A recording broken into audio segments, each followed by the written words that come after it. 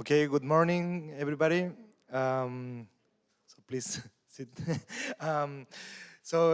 It's a pleasure to introduce Cinzia Casagrande, who will continue with her lectures on Fano manifolds. Thank you.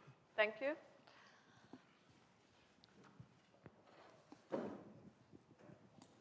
Okay, so remember that we are studying, as a warm-up case, we are studying a Fano variety, smooth, that contains a prime divisor with pK number 1, or more generally, when we have a prime divisor, we are considering N1 of dx, which is the linear subspace of N1 of x, which is just the image of N1 of D. So this will be the linear span of classes of curves in D, okay? And it has dimension at most the pK number of D. And so we are assuming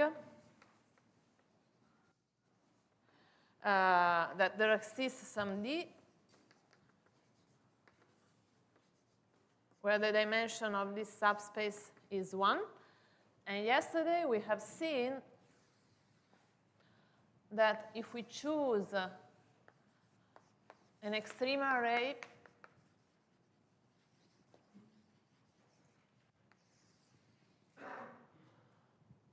with positive intersection with D, we have two possibilities.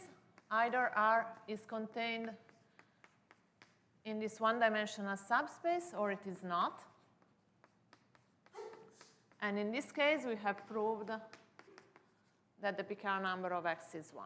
And in this case, clearly, the pK number is bigger than 1. Okay? And so now I want to consider this second case. And we are in the setting that we studied yesterday. So we have an extreme array which has positive intersection with a divisor, but it's not contained in the associated subspace. So we know that if we consider the associated contraction, so this will be the contraction whose associated phase is R. We know that it is finite on D. It has fibers of dimension at most 1. So we have two possibilities. Either it is a conic bundle, and Y is smooth, or it is just a blow-up of a codimension 2 subvarieties, and Y is still smooth. Okay? So we have two possibilities. Either F is a conic bundle, or F is a blow-up. Okay, let's consider first the conic bundle case.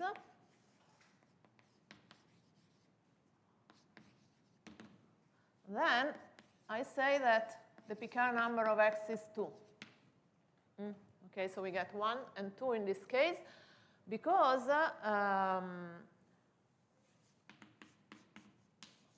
so D has positive intersection with R. So this means that D intersects all these fibers, okay?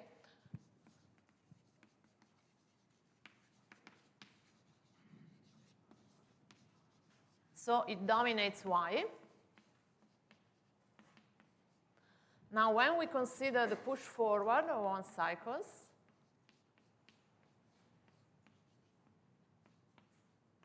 okay, inside here we have N1 of dx. And the image, since D dominates Y, also this subspace will dominate N1 of Y, because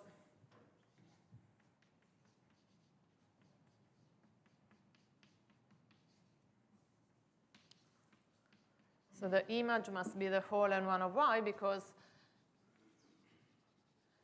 if we take C in Y is an irreducible curve,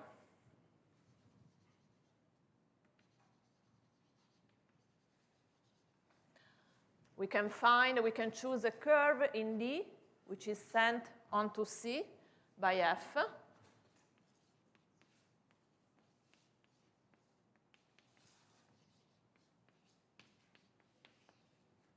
And then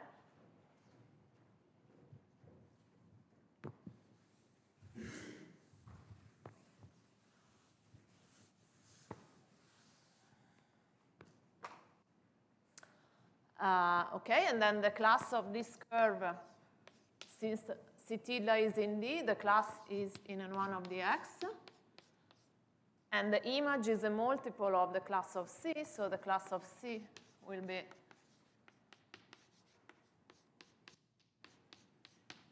okay. And then, since this is one-dimensional, we see that the Picard number of Y is 1.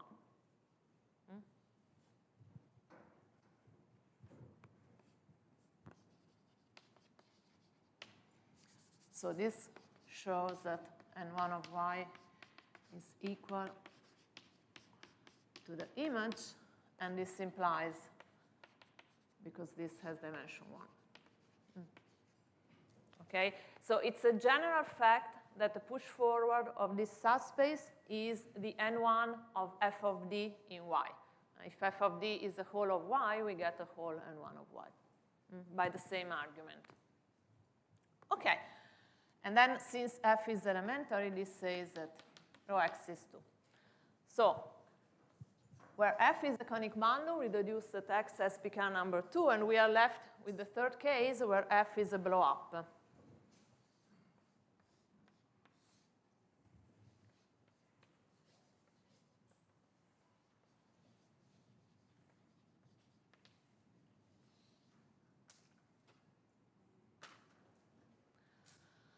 So in this case, we have Y is smooth.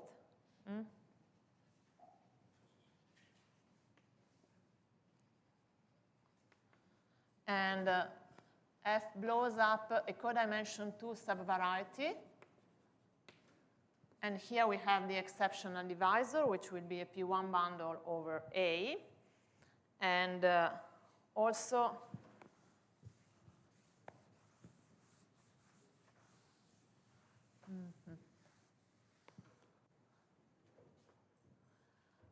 D is different from the exceptional divisor, so its image, dy, is a prime divisor in Y. And it contains A. It contains A because, remember the picture that we did yesterday? It's like this in X and this in Y. Okay. Yes, and then if we consider the N1 of dy in Y, this again will be the push forward of N1 of dx. So it again has dimension 1. So in the target of the blow up, we get again a prime divisor where this subspace has dimension 1. So we have this new pair, and we would like to iterate our argument, okay? But there is a small problem that Y is smooth, but a priori it may not be Fano, okay? So we have to be careful. Problem. A priori, Y may not be Fano. So let's see, what can we say about the anticanonical class of Y?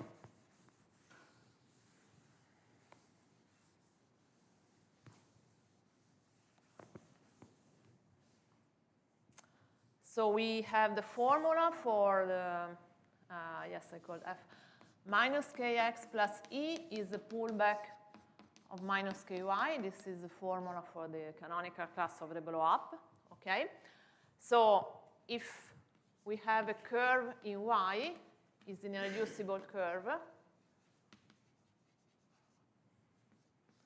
it can be contained in the center of the blow-up or not. Okay, if it is not contained in the center of the blow-up, we can take the transform in X.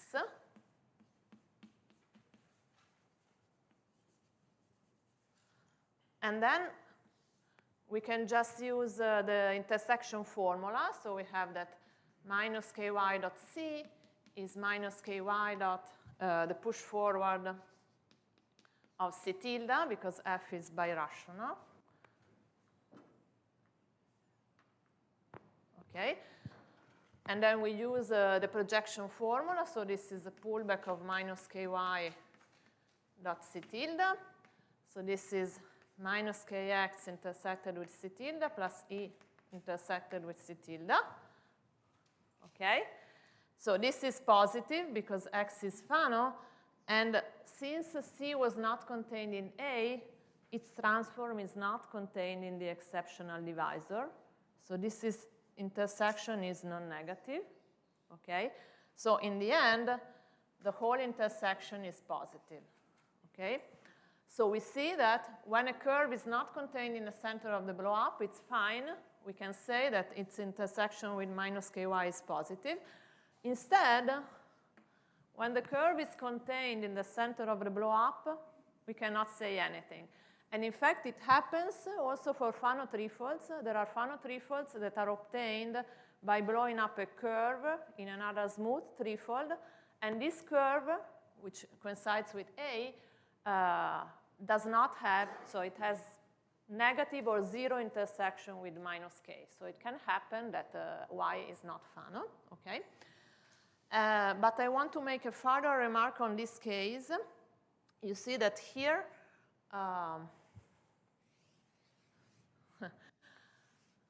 we have again two possibilities. If C is disjoint from A, then the transform will be disjoint from the exceptional divisor. So the two intersections are really the same.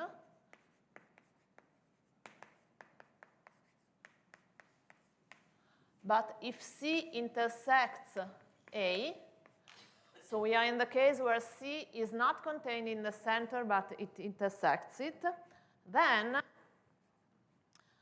this intersection will be positive because C tilde intersects the exceptional divisor without being contained in it.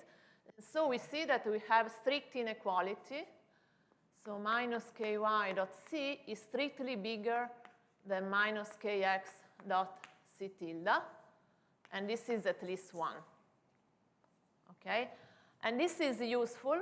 It's very useful because it gives conditions on the anticanonical degrees of curves in Y.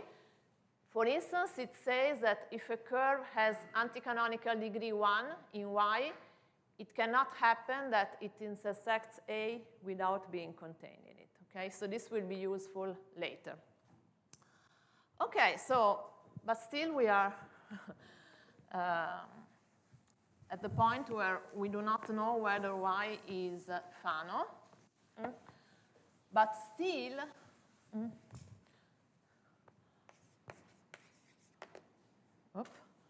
Y is log Fano.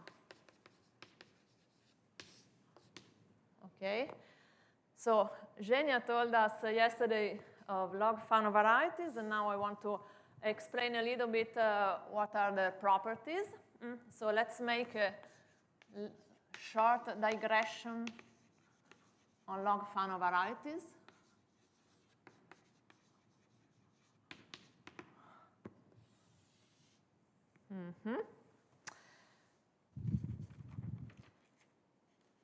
All right. So I will give the definition. So in the context of log Fano, we want to allow some singularities because we will need this. Okay. So we consider a projective variety.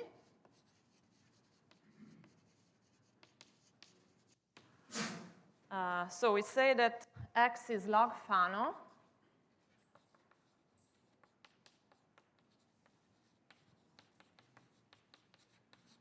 if, so first of all, I want some conditions on the singularities of X. So X I want to be normal and Q factorial. And maybe I will explain here what is Q factorial.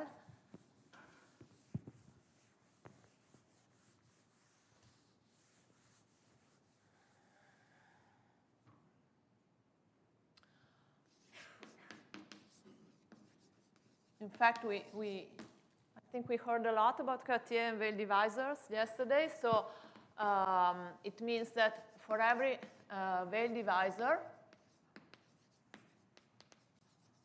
there exists a natural number such that MD is Cartier. So every Weil divisor has a multiple which is Cartier, and this is very, very useful to work with intersection, because then you can define intersection with curves for every divisor, because then you define d dot c just to be 1 over m md dot c, so it may be a rational number, but it's still fine, okay? So this is useful. And then, so this is just condition on the singularities. What is log Fano is that there exists delta, an effective Q divisor, and I will write it explicitly. Delta is a sum of AI delta I. And I want the coefficients. The coefficients are rational. I want them between 0 and 1, smaller than 1.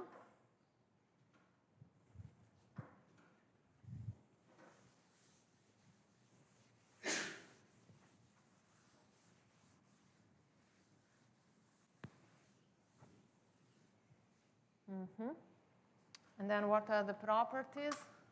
Such that, so we ask that minus kx plus delta is ample. So you should think of this, so delta is small because the coefficients are smaller than 1. You should think that this is a small perturbation of minus k, and we ask it to be ample. So it's similar to be Fano. Plus, we also need a condition on singularities, which is that a pair x delta is KLT, which means Kawamata log terminal.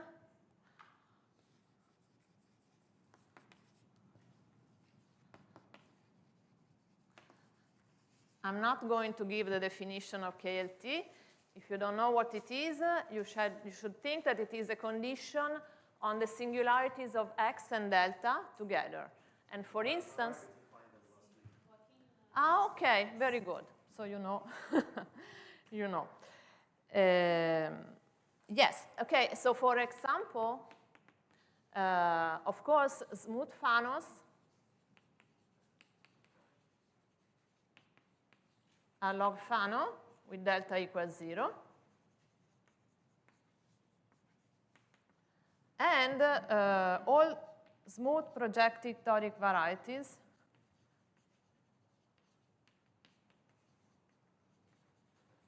are log Fano.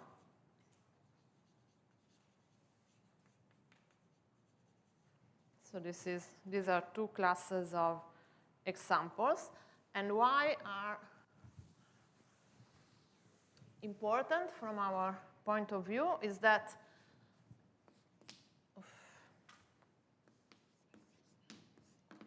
so all the properties that I explained yesterday about the cone of effective curves, the contraction theorem, and the bijection between faces of the cone and contractions hold exactly in the same way for log Fano varieties.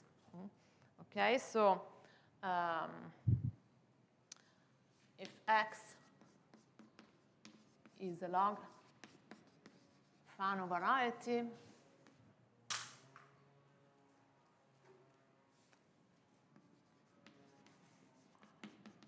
the cone and the contraction theorem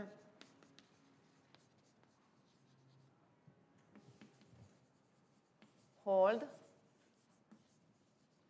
for x. So in the same way, in the same form that I stated yesterday for Fanos. Okay, so we have that the cone of effective curves is a rational polyhedral cone. And we have a bijection between contractions of X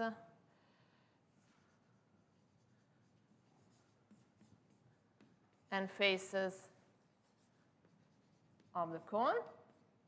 It's just the difference is that not all contractions will be K negative. Maybe let me write it here.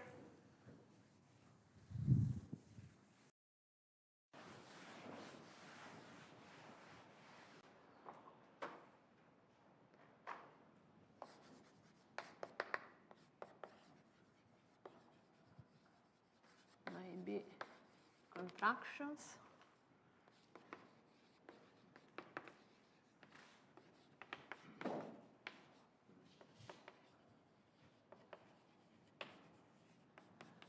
That are not K negative, where, in fact, the easiest way to think of K negative is just that Kx has negative intersection for every contracted curve.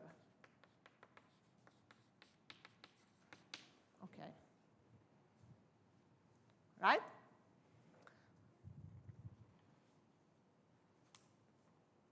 Okay, and then there is a theorem that we are going to use, that if we have a smooth Fano variety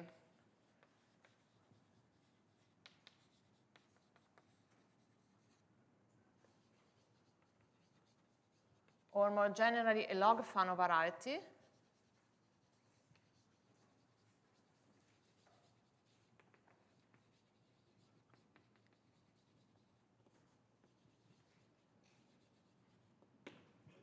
and if we have a contraction of X,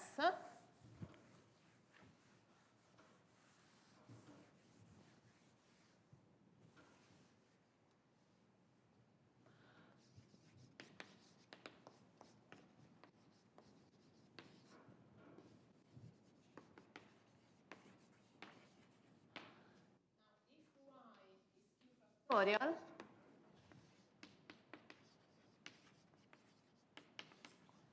then it is log Fano.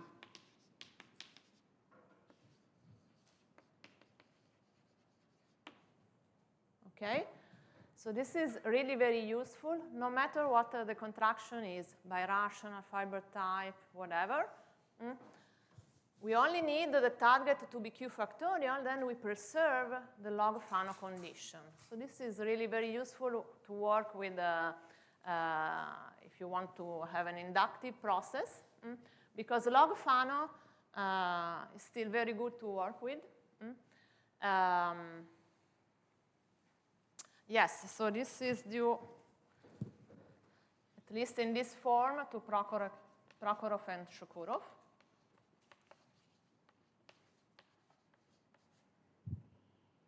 In 2008.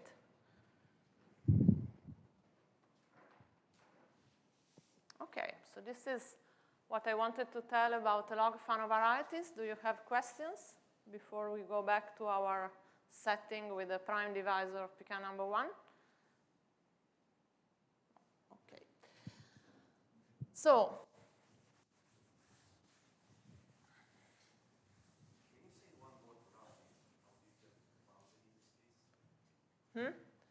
no. No, I think it depends. It's not easy. Okay.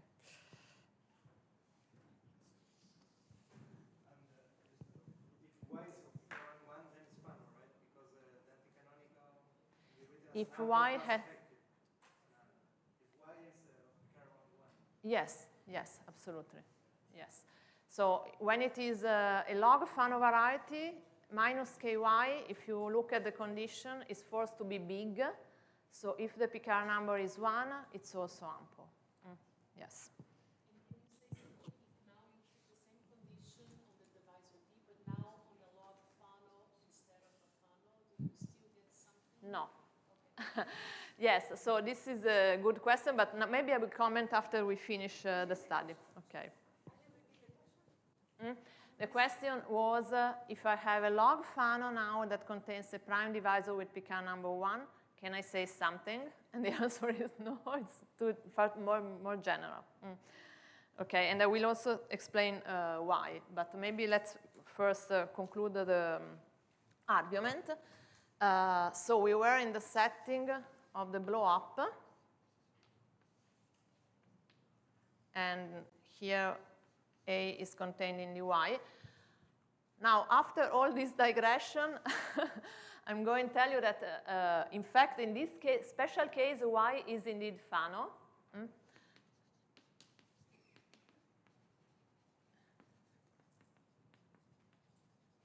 Okay, so let's prove it. So we already checked that for curves outside A, the intersection with minus k is positive. So let's choose a curve in A.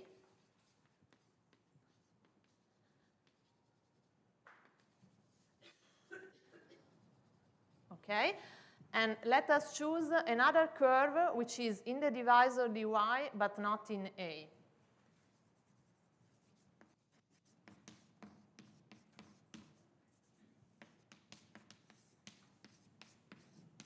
And then by the argument that we saw before, this curve C tilde is not in A, so it has positive intersection with minus ky, but both curves are in the divisor. So their classes belong to this N1, which has dimension 1. So basically, they must be proportional. So there is some rational number, and it must be positive because they are effective curves, such that C is numerically equivalent to lambda C tilde, and then again, the intersection with minus ky is positive. Okay, so basically, when you have such a property, all the curves in the divisor have the same sign of intersection with any other divisor. Okay, and then since y, so here we are using that y is log Fano because this implies that the cone of effective curves is closed. And then we can use Kleinman's criterion to deduce that minus ky is ample. So we don't have to check further besides the curves.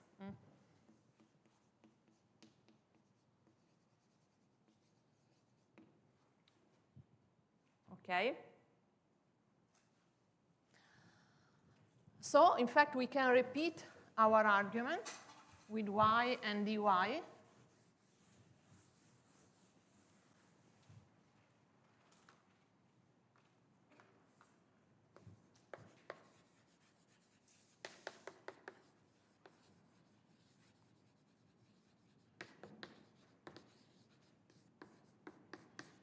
Okay, and either we get rho y is 1, which was the case we treated yesterday, and then rho x is 2, or we get rho y is 2, which is the case of the conic bundle that we saw today at the very beginning, so rho x will be 3.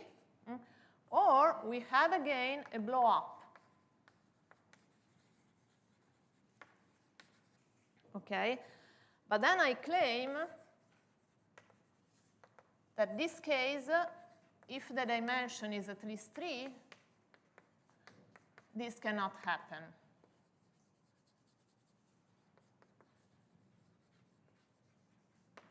Okay, so I'm not going to prove this, but it's not difficult. It's the same type of arguments that we have already seen. Okay, so you just compare the position of in y of the divisors dy, a, and of the exceptional divisor of G, and you see that it's not possible. The dimension of x at least 3 is needed because we need that the dimension of A is at least 1, because the argument involves some intersection with the curve in A, so if A is a point, there is no curve. And in fact, if we are in dimension 2, it's false. So this can happen. You are in the del pezzo surface. You are just contracting many -1 curves. Okay, so in the end, what we have shown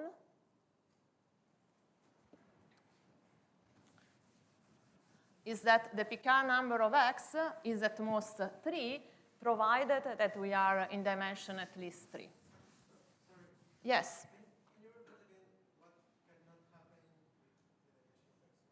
Yeah, I did not explain. I just said that if the dimension of x is at least 3, this case where we find again a blow up of a codimension 2 subvariety in y cannot happen. So we must end with either the Picard number of y being 1 or the Picard number of y being 2. And in this case, y has a conic bundle structure. Okay.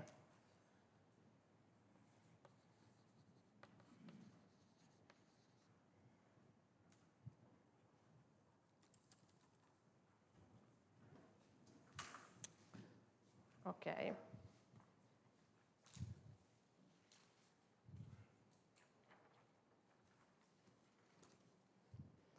So in the end, what we have obtained,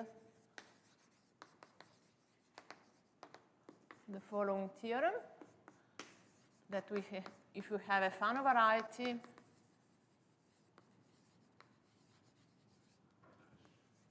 of dimension at least 3,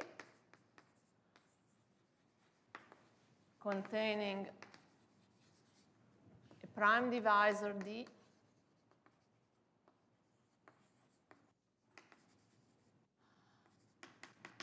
such that the dimension of n1 of the x is 1, then the Picard number of x is at most 3. Okay, and let me make some remarks now. So first of all, for surfaces, it's false.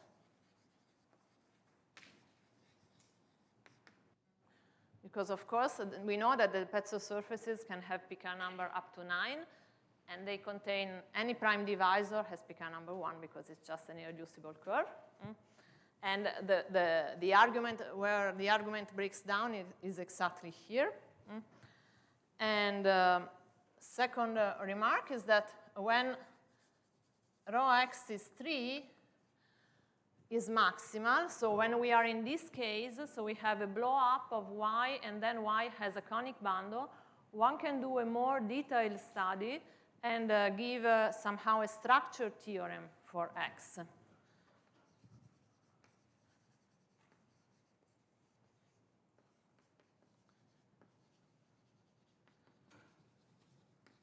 So what I mean is that in the case of Picard number 3, you get a very explicit description of your Fano.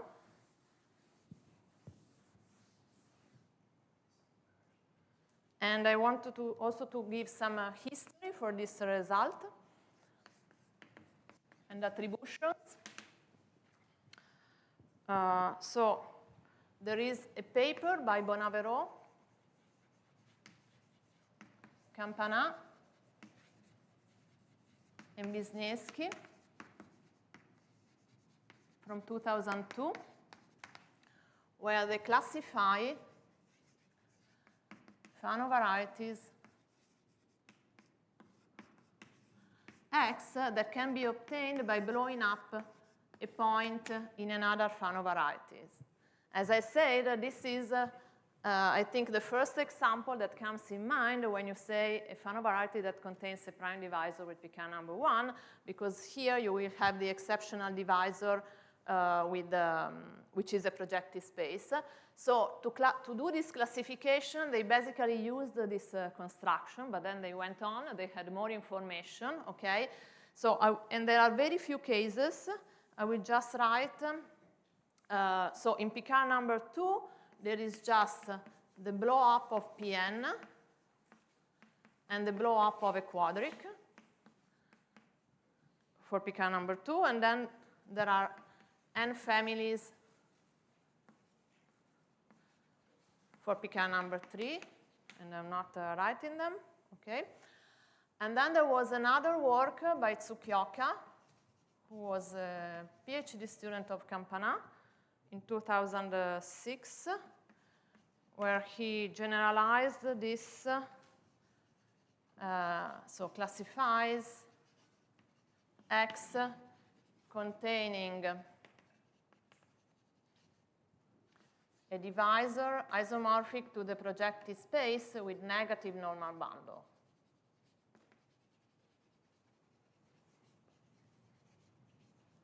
Okay, so he really classifies, so there is a list.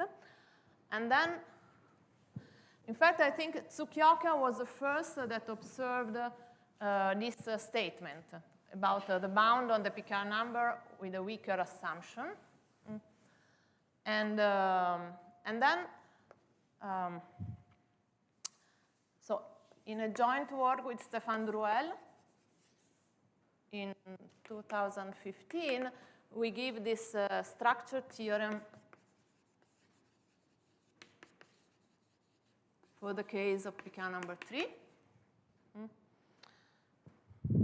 And finally, I want to comment on what happens in low dimensions.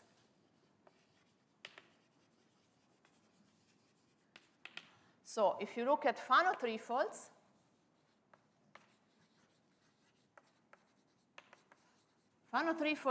with Picard number 3 there are 31 families. And among these, 6 contain a divisor D with this property. Okay, this was just to give an idea. And what about Fano fourfolds?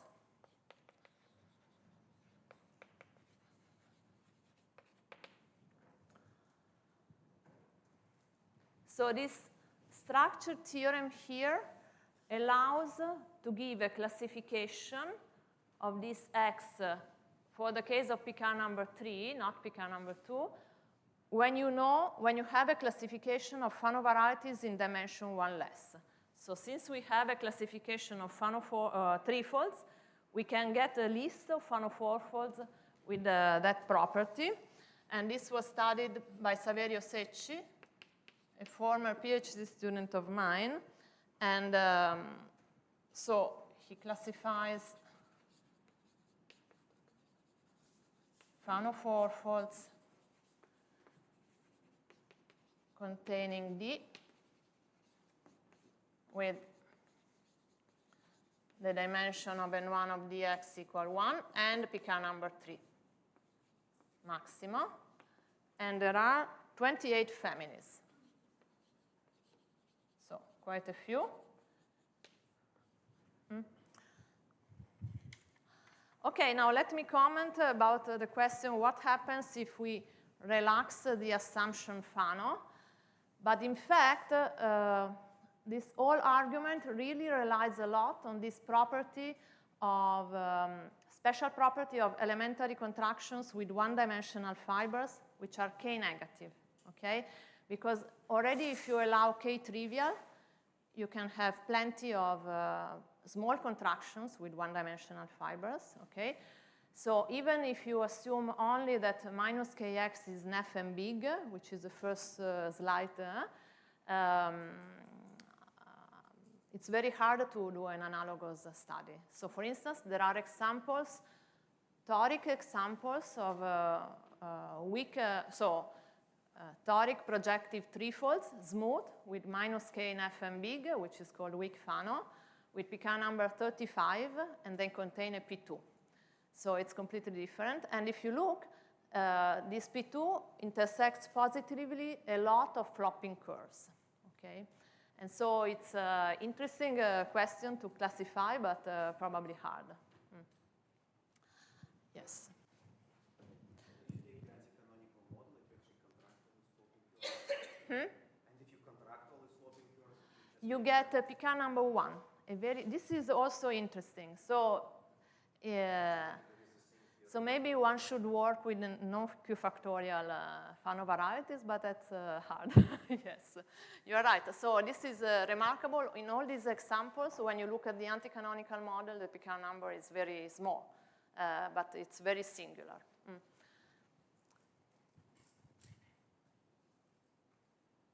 Okay, other questions?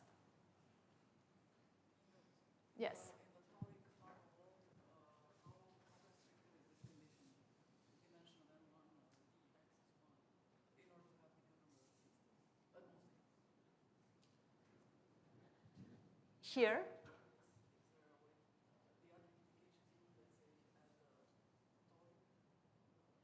I'm sorry, I did not hear actually. Ah, no. No, I don't think so. So you mean when the Picard number is at most 3? No, I think you can write examples with Picard number 3 where there is not this condition. Okay. It's like here. Even in Fano threefolds, I think that in this difference, so 25 families, there is probably some toric one. Yes. Yes. Other questions? Okay, let me check the...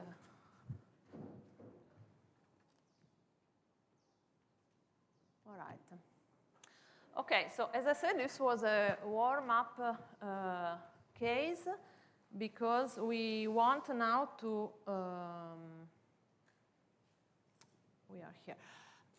We want now to generalize this study to a more general setting where we only assume that there is a divisor D where n1 of dx is smaller than n1 of x, okay? But there will be some technical effort to go there. So before, as a motivation, I want to explain what kind of result we want to obtain, okay? And so I want to introduce the Lefschetz defect. So basically, the principle is that you will see that the bigger the codimension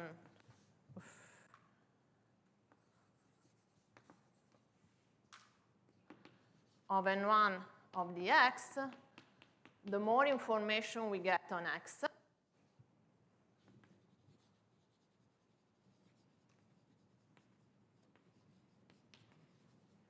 Okay, and so it's natural to consider among all prime divisors the ones in X where the codimension is maximal. Okay, so this is why we introduce this invariant of X. So we define an invariant of X.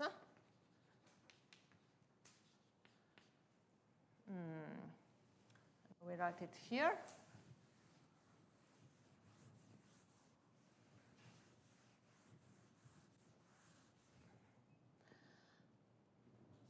I will denote it by delta. So I call this the Lefschetz defect.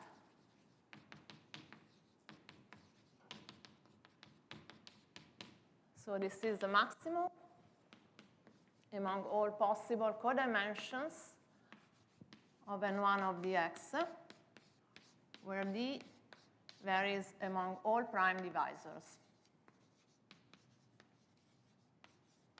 Okay, so let's make some remarks on this definition.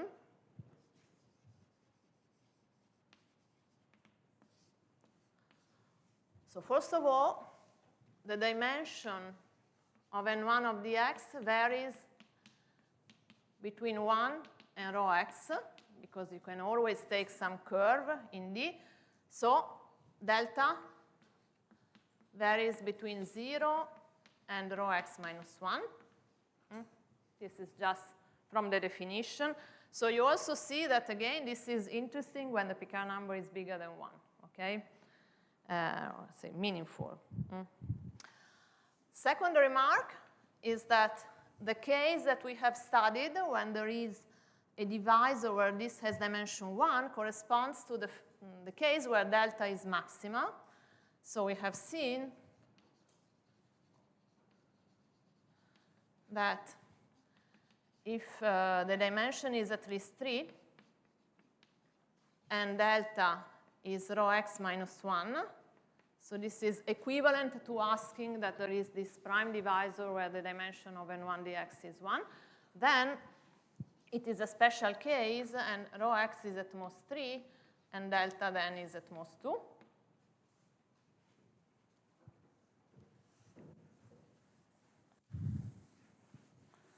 Then let's see what happens for surfaces.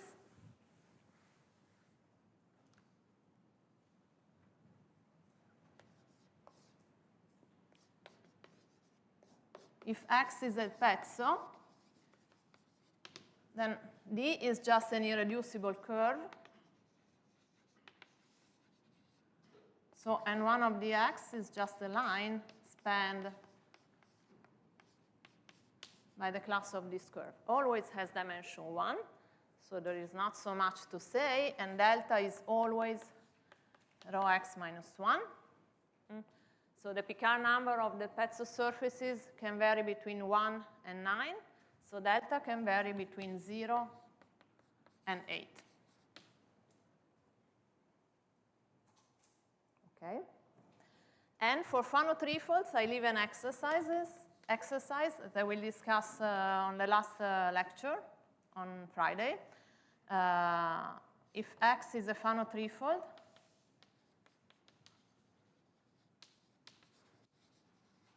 show that delta is either rho minus 2 or rho minus 1. So again, for Fano threefolds, there are not so many possibilities for the Lefschetz effect, but I will give a hint. The hint is consider an elementary contraction of X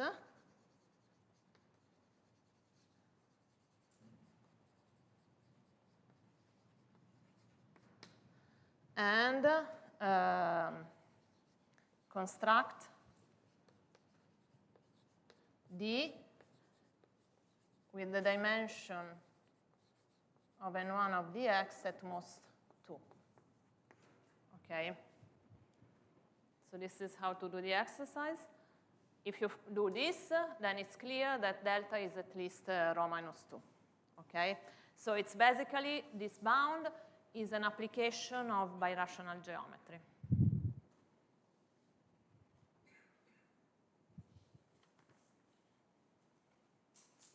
Okay, and then I want to do another remark on the definition that also explains the name, because we are looking at curves, but we can also look at the dual picture of divisors.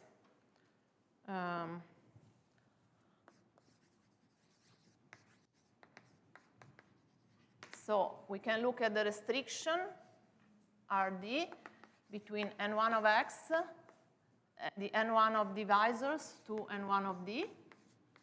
Okay, so this map is the pullback under the inclusion. So this is dual to the push forward. And so the codimension of the image of a star is just equal to the dimension of the kernel of RD. And also we can look at cohomology. So since X is Fano, the N1 is just isomorphic to the second real cohomology group. And here we have the restriction for the N1. And for D, this is contained in the second real cohomology group. And here we have the restriction at the level of cohomology.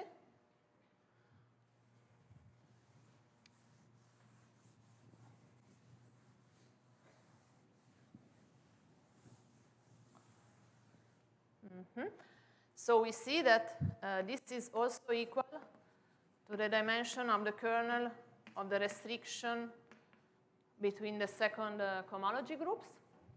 Okay? And so one could define delta just as a maximum of the dimension of these kernels. Okay? And so we remember about the Lefschetz hyperplane theorem. And so we know that if D is ample and X has dimension at least 3, then R tilde is injective. So it will be an isomorphism starting from dimension 4 and injecting in dimension 3. And so we see that, in fact, the Lefschetz, so this means that oops, n1 of the x will be the whole n1 of x. So this invariant delta depends on non-ample prime divisors. And you can think that it measures the failure of this instance of Lefschetz theorem, okay? But in fact, it's more useful to work with the curves, so with the definition that I gave at the beginning.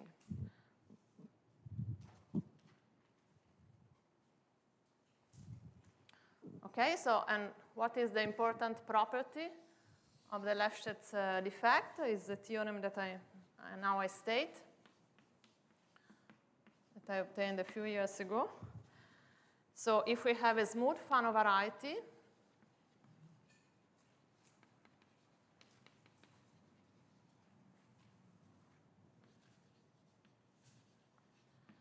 if delta is at least 4, then X is a product of a del pezzo surface with another Fano variety. S is a del pezzo surface.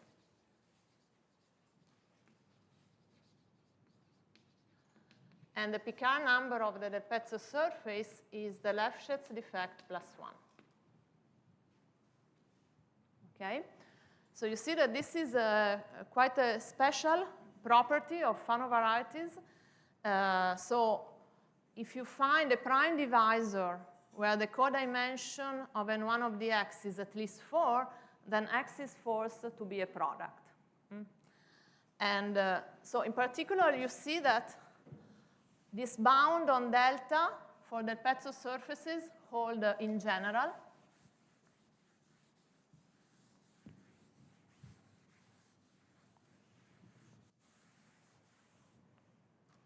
Okay, so in particular, you see that delta is rho s minus 1. So for any dimension, it is at most 8.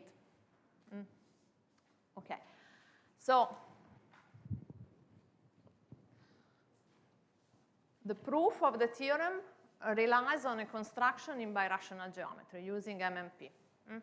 And it's nice because there is no birational geometry in the statement, so it's really an application, okay? And it's really a generalization of what we did for the case where the divisor had Picard number 1. So I will not prove the theorem. I will only explain the construction that is at the base of the proof, okay? So other questions?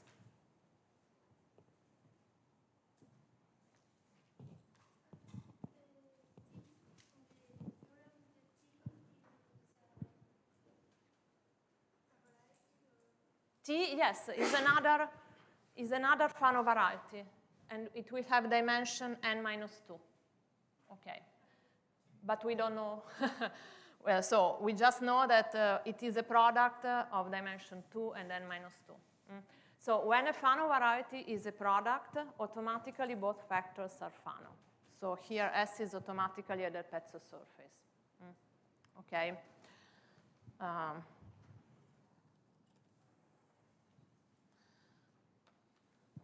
Okay, other questions? Let me check.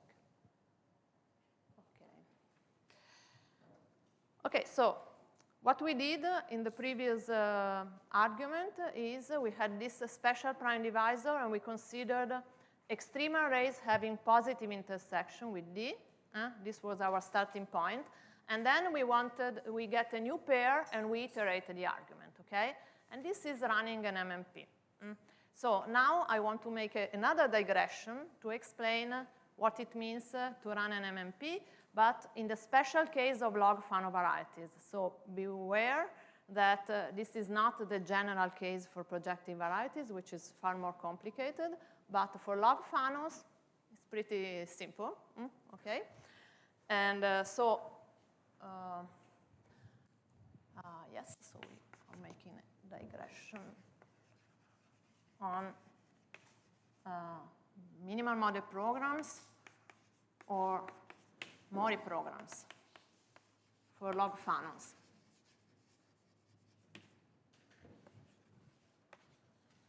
And then tomorrow, I guess, we will talk about the strategy for the theorem. Okay, so we start with X, a smooth Fano variety or a log Fano. It depends on what you prefer to think.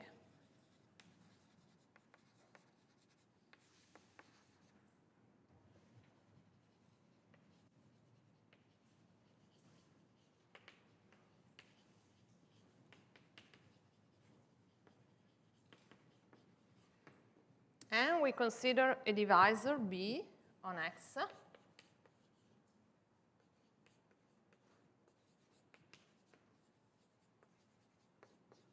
So in the classical MMP, B will be the canonical divisor, but here we don't want to think about the canonical divisor. We want to think about any divisor, okay? So the philosophy of MMP is to make B as nef as possible.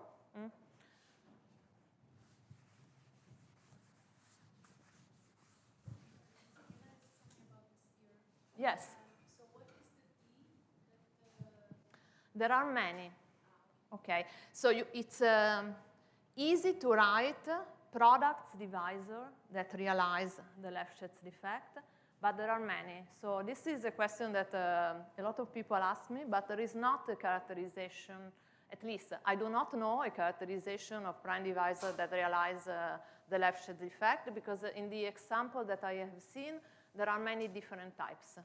Okay, they can be, so typically they are special divisor, like fixed divisors or so on, but you can also find nef divisors realizing the Lefschetz effect. So it's not so clear. Yes? You said that number 4 is sharp. Yes, number 4 is sharp. Yes, so I will comment a little bit on this in the last lecture.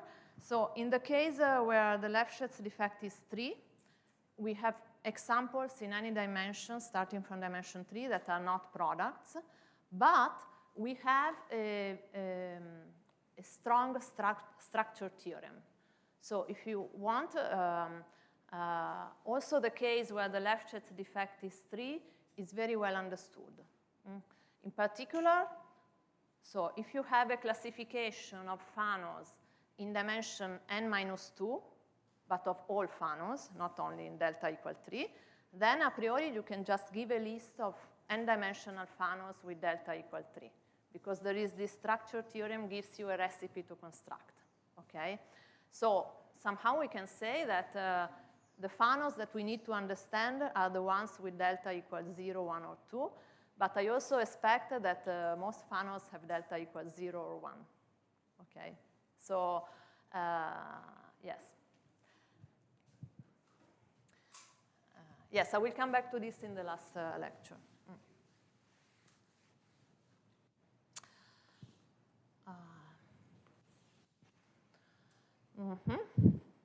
Okay, so I want to explain an algorithm. So we start with our data, which is X and B.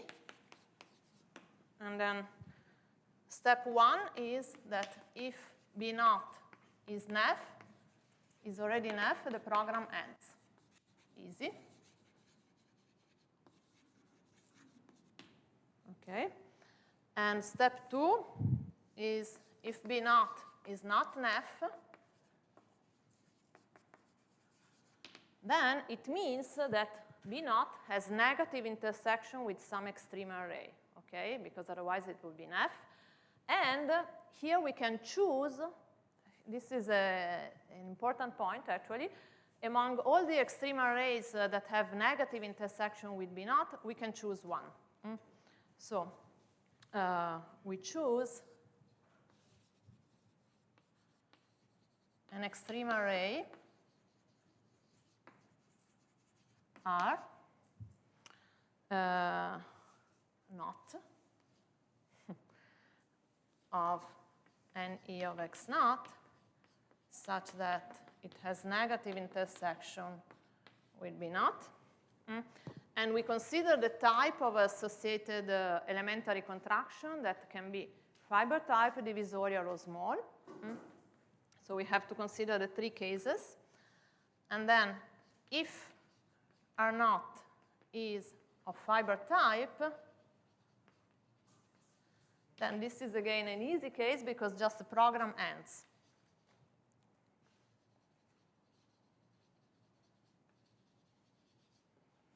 So philosophically, this is because your variety is covered by curves that have negative intersection with B naught, so there is no hope to make a B naught nef with some birational modification, so we just keep it the way it is. And so we are left with a case where the contraction is divisorial or small.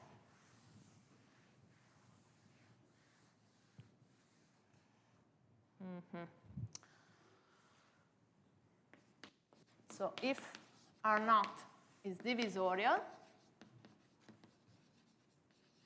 we consider the associated contraction, sigma naught, from x naught to x1, the associated divisorial contraction.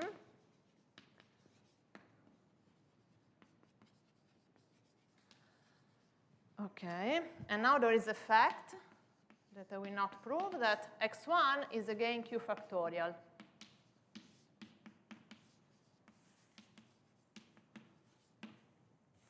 Okay, and then we can apply the theorem that I stated before, that if we have a log Fano variety and any contraction, when the target is q factorial, then it is again log Fano. Okay, and so x1 is log Fano.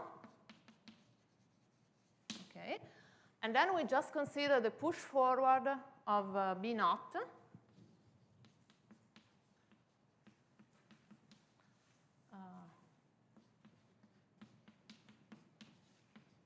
Okay, so yesterday Charles explained the push forward of divisors. So here the map is birational, so it's very simple. There is no degree.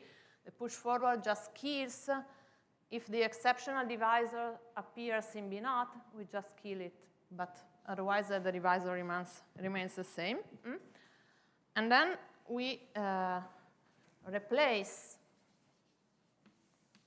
the pair x naught, B naught with the new pair x1, B1, and restart from 1.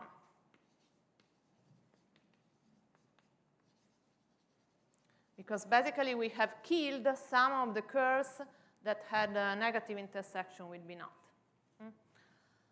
So divisorial case is easy. Let's see the small case. So far, are there questions? I guess everybody knows already about the MMP, but okay.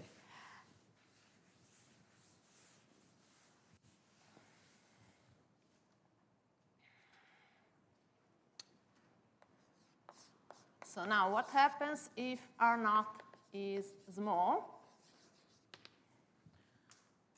And let me call F naught from x naught to y the associated contraction, birational contraction. Then we are in trouble because y is never q factorial.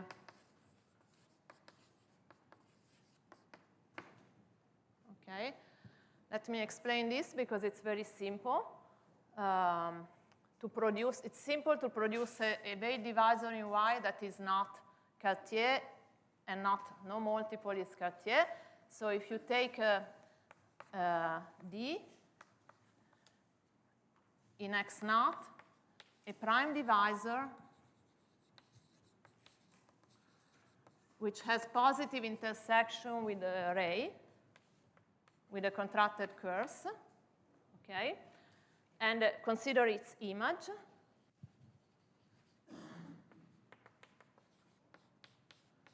So this is a Wahl divisor in Y.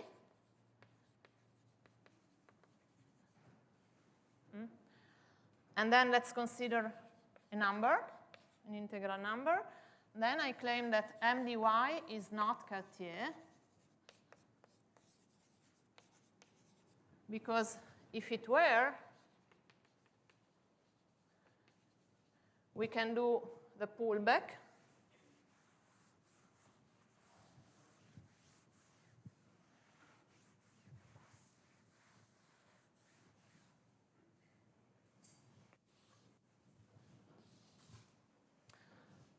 we consider its pullback.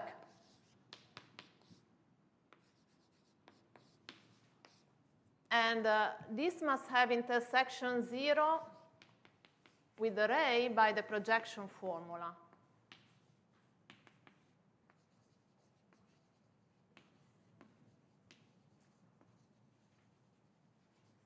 Okay, because if you take a curve in the ray, the push forward is 0. Okay, but this is impossible because the support of the pullback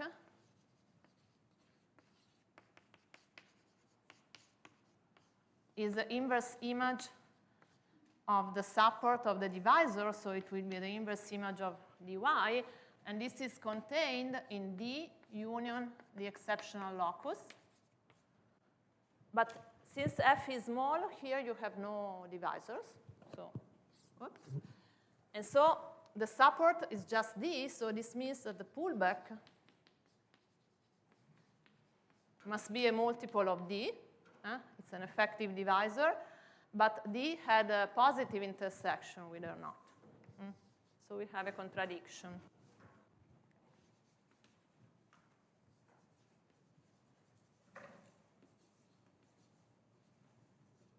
So the two things are impossible. Okay? So it's easy to see that y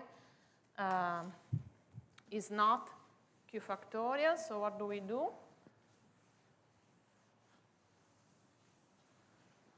Let me just check the time. Okay.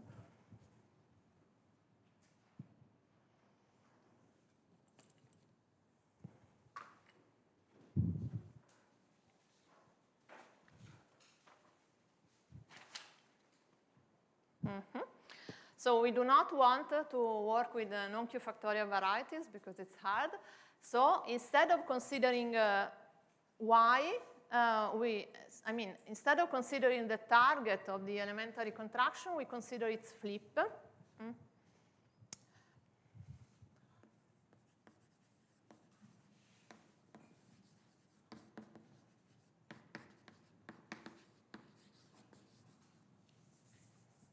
So what it is, this is a diagram.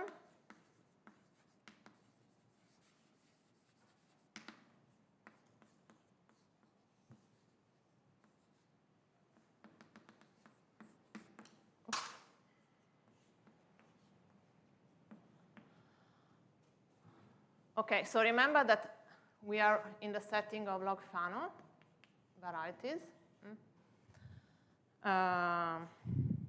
And this is small, birational, where, so x1 is again log Fano.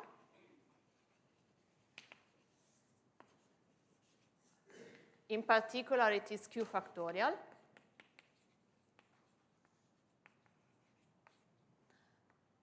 F1 is again a small elementary contraction.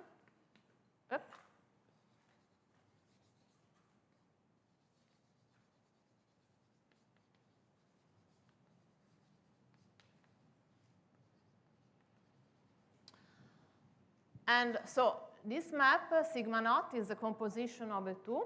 So it is birational. And it will be, we say, an isomorphism in codimension 1.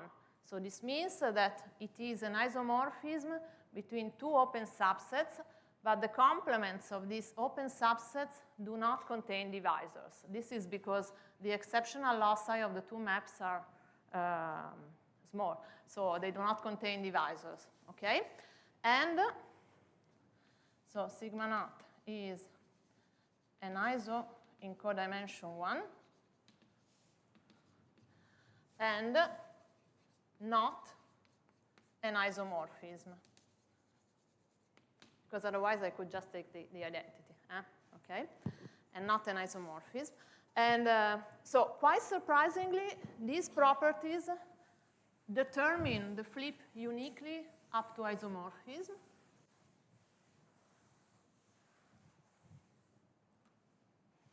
So maybe I should say that the terminology flip is not so clear. Some people refer to when they say the flip refer to F1, some people refer to X0 or to X1 or the whole diagram. So it depends a little bit on the context, okay? Okay, so these properties determine the flip, of course, up to isomorphism. And the existence of the flip is a very hard result due to Birker, Cascini, Hakonen, and Kerner.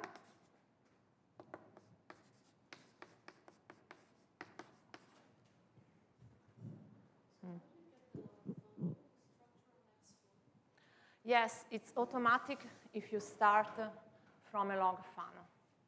Okay. You mean the boundary? You mean the boundary? Yes, the boundary. Yes.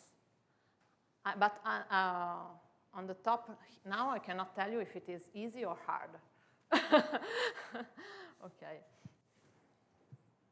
So when you start from a Mori dream space, you stay a Mori dream space. If you start from a log Fano, which is more specific, you stay log Fano. Okay. Yes.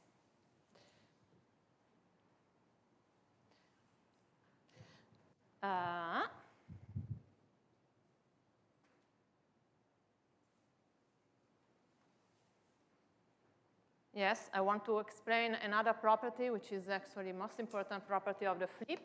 If we call R1 to be the extreme array associated to F1,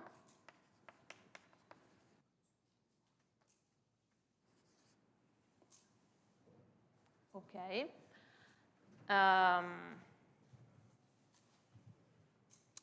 So the important property of the flip is that it changes. So if a divisor in X0 has intersection 0 with the extreme array R0, then its transform will again have intersection 0 with R1. But if a divisor has intersection different from 0 with the contracted curves here, then the sign of the intersection here will change. So if it was positive, it becomes negative, and conversely, okay? And in particular, since we had that our divisor B0 had negative intersection here with the contracted curves,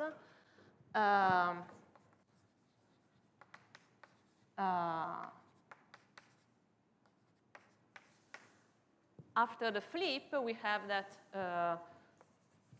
the transform, B1 is the transform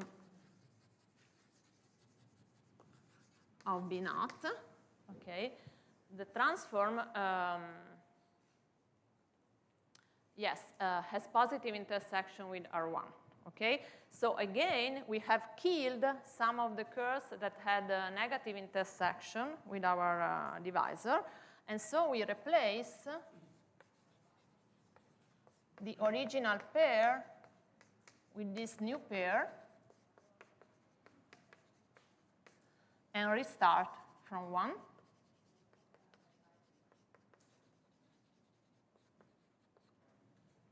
Okay. And then there is another hard effect, again due to BCHM.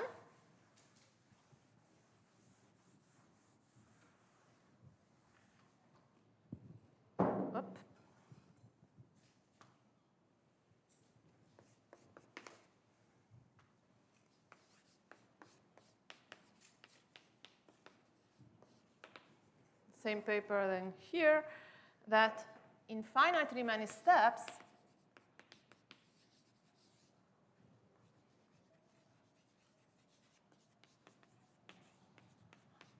the program ends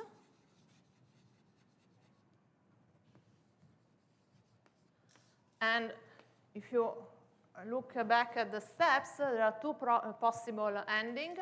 Either at some step, BR is NF, or at some step, we get an elementary contraction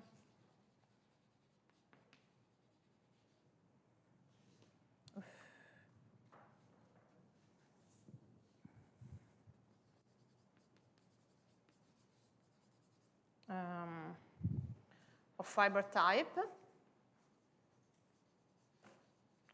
which is BR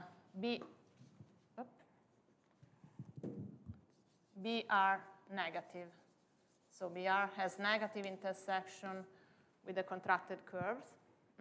You see that it's not trivial that the program ends because of this fact of flips, so they do not decrease the Picard number. So it's not clear that we do not go on infinitely many times. Okay. Okay, there's something else I want to say. The program is not unique because at every step there is a choice of this extreme array that has negative intersection with BR. So we could make different choices and you get a different MMP. So one may wonder, maybe in some choice you end up with BR and F, and in some other you end with a fiber type contraction. But no, the type of outcome, this one or this one, is predetermined by the divisor B in X.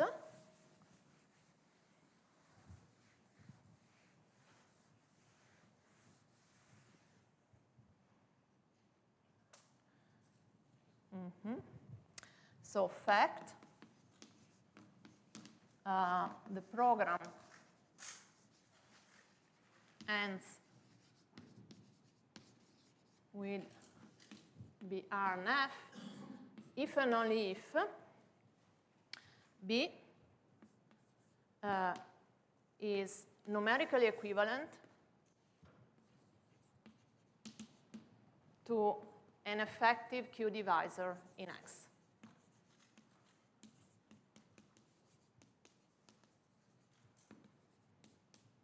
So its class must belong to the cone of effective divisors in X.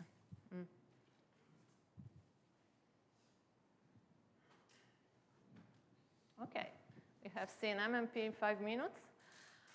Do you have questions? Let me see that.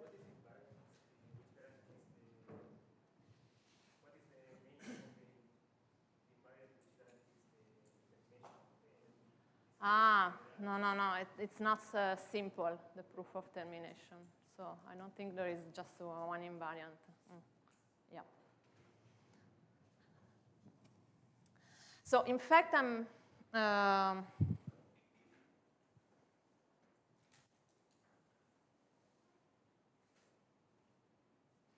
cheating a little bit. So the way I presented it, I think it's not does not respect the history of proofs in the, because first I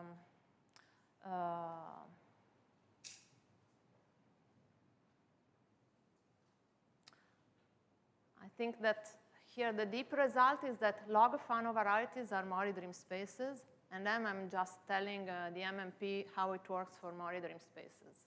Okay. So, and then it's finite because it's finite, basically by definition of Mori dream space. So this is not how things are presented in BCHM, okay? Because I'm talking about a special case. Okay.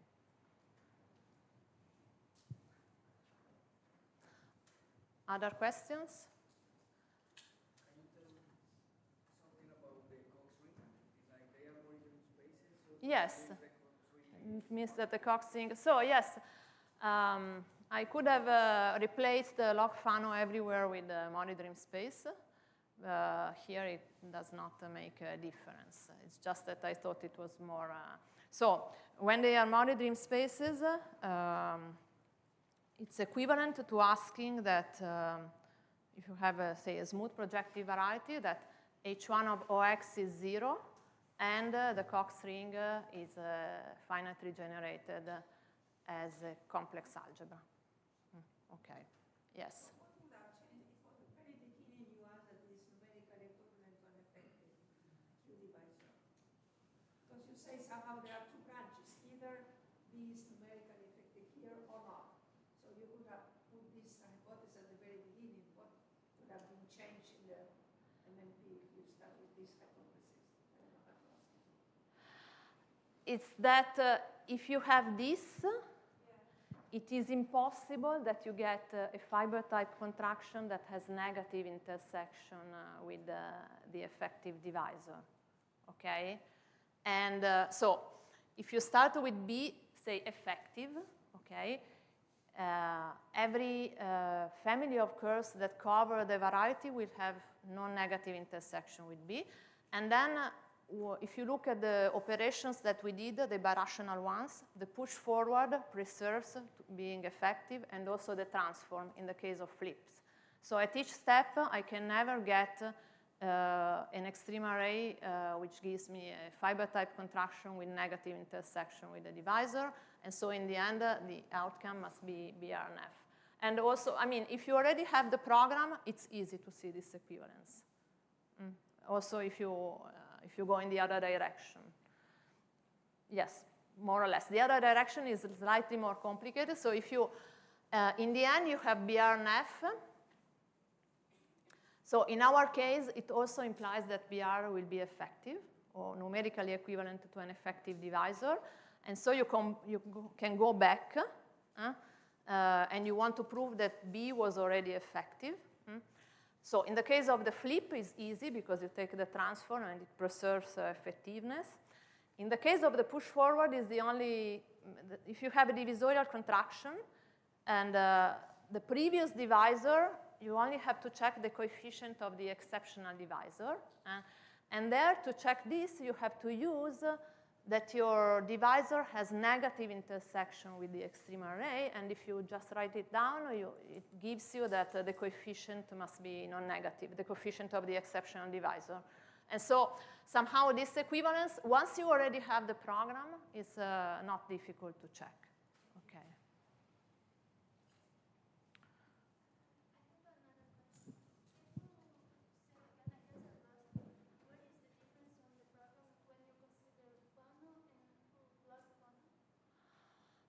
There is not so much difference. So it's different at the first step, but then after one divisorial contraction or one flip, you get a variety. So after one flip, it's never Fano.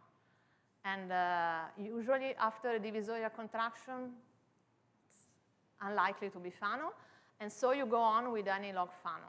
So, but then we will see, tomorrow we will see a property that only holds when X is Fano, when we start with a Fano variety, but it's not so easy to explain, so I will explain tomorrow, okay?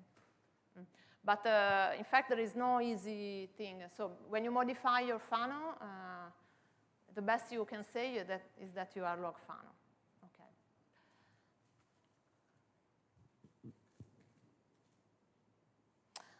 Okay, I think I've finished. Yes.